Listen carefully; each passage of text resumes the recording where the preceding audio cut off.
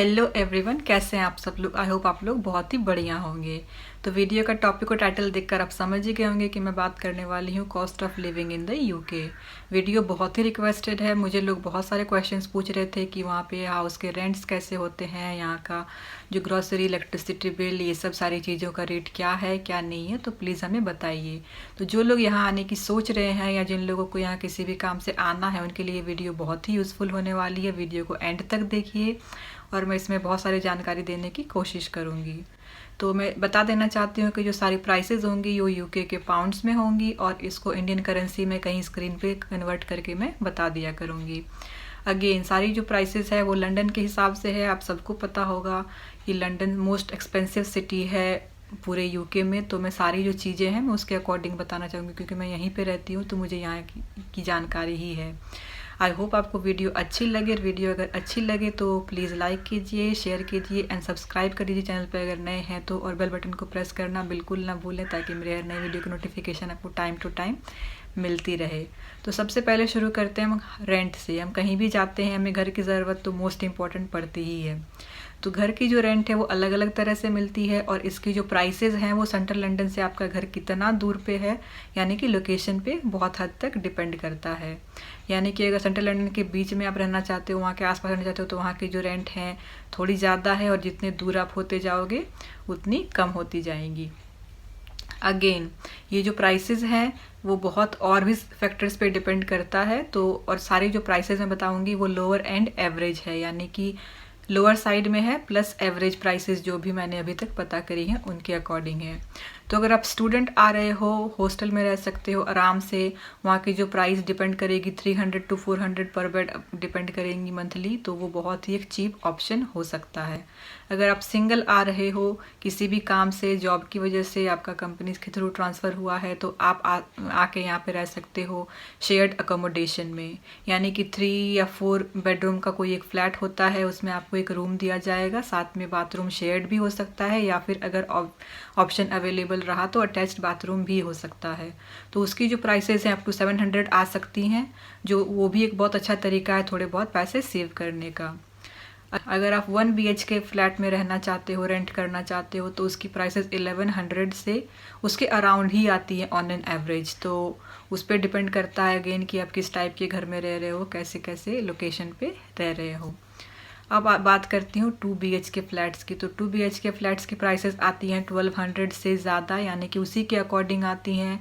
मैं लो बता रही हूँ ताकि आपको एक आइडिया लग जाए। ऑब्वियसली जो एक्यूरेट एक जो प्राइसेस होती हैं वो तो ऑब्वियसली डिपेंड करेगा कि आप कौन सी प्रॉपर्टी रेंट में कर रहे हो। जहाँ तक बात आती है घर रेंट में लेने की, तो उसके लिए बहुत सारे डिफरेंट साइट्स हैं जहाँ पे जाकर आप घर उस लोकेशन पे उस आपके हिसाब के अनुसार, आपको 1 BHK चाहिए, 2 BHK चाहिए या फिर शेयर्ड अकोमोडेशन चाहिए, वो सब सारी चीज़ें ढूंढ सकते हो। उसमें बहुत अच्छे तरह से सारी डिटेल दी हुई रहती हैं उसके प्राइस के हिसाब से, उसके लोकेशन के हिसाब से। तो उस पर आप जाके, बहुत सारे साइट्स ऐसे हैं, मैं जो 2-3 ऐसे टॉप यूजर्स वाले साइट्स हैं मैं आपको इस डिस्क्रिप्शन बॉक्स में दे दूंगी, उसको आप चेक कर लीजिए। आई होप कि आपको उससे थोड़ी बहुत नॉलेज और मिल जाएगी घर के बारे में कि क्या सिस्टम है, कैसे रेंट किया जा सकता है। नेक्स्ट आती है कि बहुत सारे घर ऐसे आते हैं जिनके रेंट में उनकी जो इलेक्ट्रिसिटी बिल है, वाटर बिल है, काउंसिल टैक्स है, सारी एडेड होती हैं।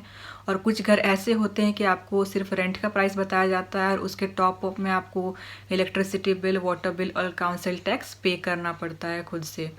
तो उसकी क्या प्राइसेस हैं ऑन एन एवरेज मैं आपसे शेयर कर देती हूँ।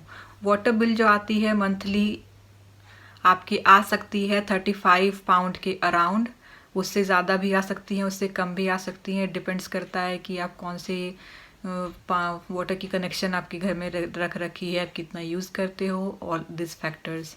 उसके अलावा हमें ज़रूरत पड़ती है ब्रॉडबैंड की। ब्रॉडबैंड की अगर मैं बात करूँ तो 25 से 30 पाउंड मंथली आराम से आपको लग जाती है।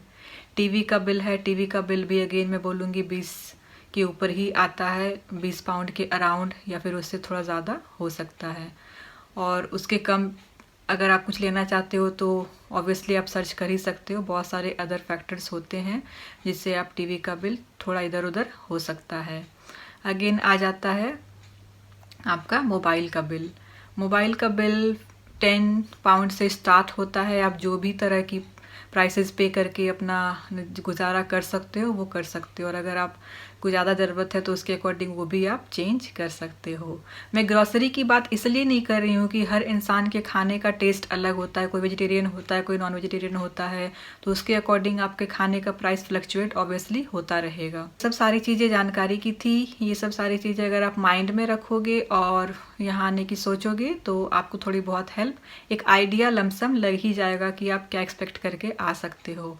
On top of that transportation का कॉस्ट यहाँ पे स्लाइटली मुझे हाई लगता है, क्योंकि अगर आप बस में एक बार स्वाइप करते हो मतलब एक जर्नी के लिए तो 250 पाउंड्स की वो चार्ज होती है, चाहे आप कितनी कम डिस्टेंस जा रही हो या फिर जो भी है, मतलब उतना लग ही जाता है।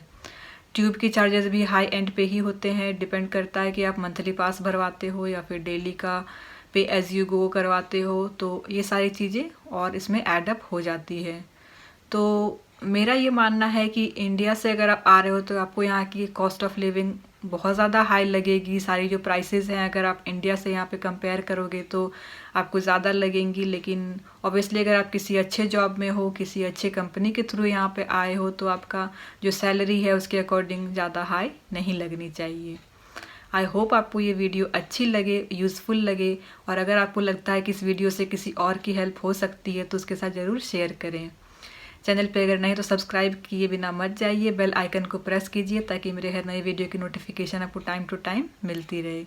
मिलती हूँ मेरे नेक्स्ट वीडियो में, तब तक के लिए बाय बाय, टेक केयर।